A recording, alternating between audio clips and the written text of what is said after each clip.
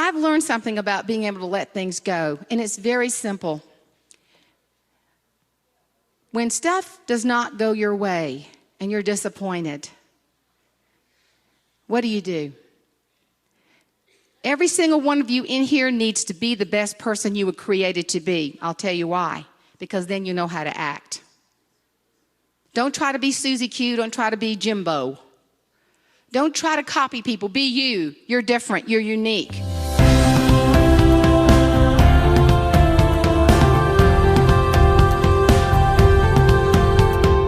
I did not win Miss America, but I married her boyfriend. She can have that old tacky rhinestone crown, honey. I got the ring. CSP, CPAE, Jenkins, Herlong! All things are possible.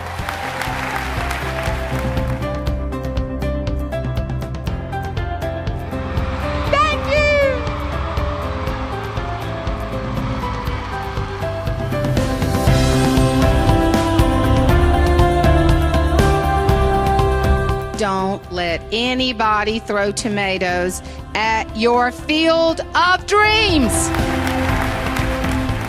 I wanted to go to college. I took my PSAT, made the lowest score in the class. My SAT, 3 times, lowest score in the class. I took the ACT, it went lower. I applied to Clemson. They did not let me in. That admissions director, I got sassy. He said, does your daddy have any pull? I said, yeah, he's got a brand new 40-20 John Deere. What else you want? That didn't work either. I couldn't get in. Nobody wanted me. SATs were everything back then.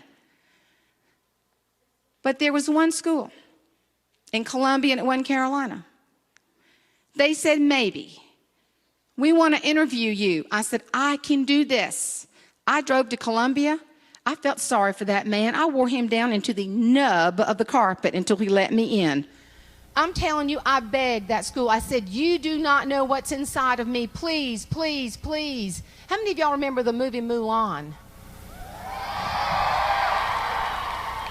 My favorite line in one of the songs. When will my reflection show who I am inside?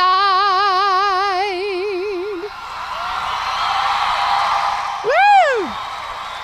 Oh, yeah. They let me in on academic probation. That's good.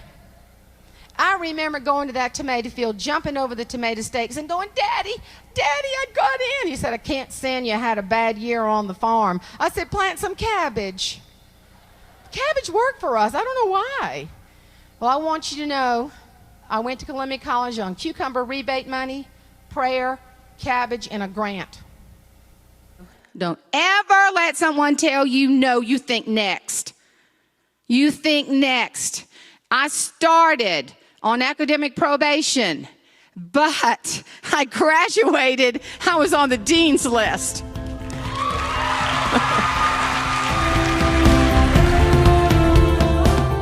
She moved our audience from laughter to tears and was able to make a significant difference to our business growth. The future belongs to those who believe in the beauty of their dreams.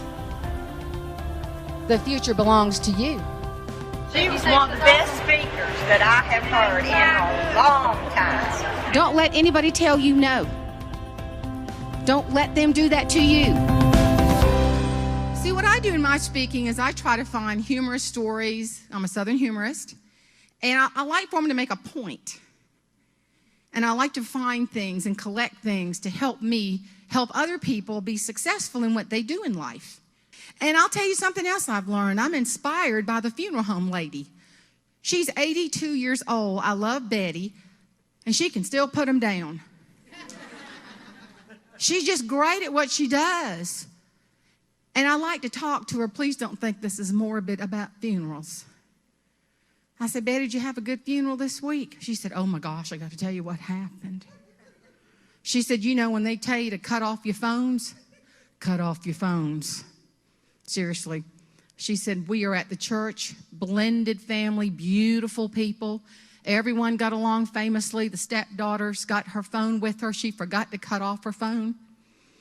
And during the most reverent part of the whole service, when Betty goes to open the lid of the casket for the final viewing, this woman's cell phone went off, playing her favorite song from her favorite musical, The Wizard of Oz. And this is what they heard. Ding dong, the witch is dead. Witch, oh witch, the wicked witch. Now, here's where sense of humor comes in. Betty went to the burial and looked at her and she said, oh, honey, are you okay? And she said, if I only had a brain. I have given birth to 2 children. Yes. My oldest son's named Holmes. He's at Clemson. My daughter's Caroline. She's precious. She really is. She's on point. She is on point. My son is not. He's getting there, but he makes me laugh. And you know what I've learned about these kids? Do not friend them on Facebook. I don't want to see what they're up to. So Uncle Stanley calls my husband's brother, my brother-in-law, and he says, y'all better see what Holmes putting up on Facebook. I said, well, I'm not his friend. And Stanley said, I might not have him as my friend neither. So he read it to me. Here's what my son put. When I was very, very young, I felt like a man trapped in a woman's body. Oh, that's nice. I can't wait for your daddy to see this. I called him. I said, Holmes, what is this? Felt like a man trapped in a woman's body. He said, oh, Uncle Stanley didn't read the next line, Mama. And then I was born. Thank you, son, really.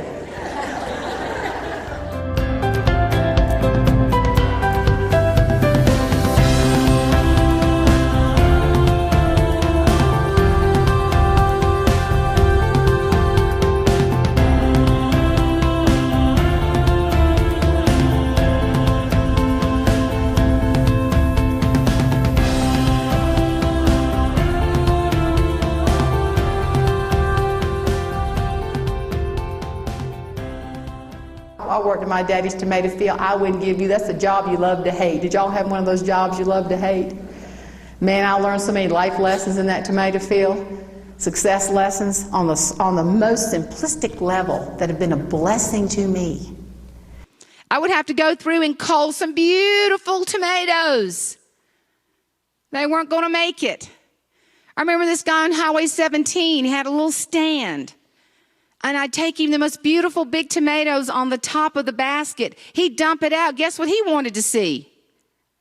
The last tomato in the bottom of the basket. I learned, you want to be successful in life,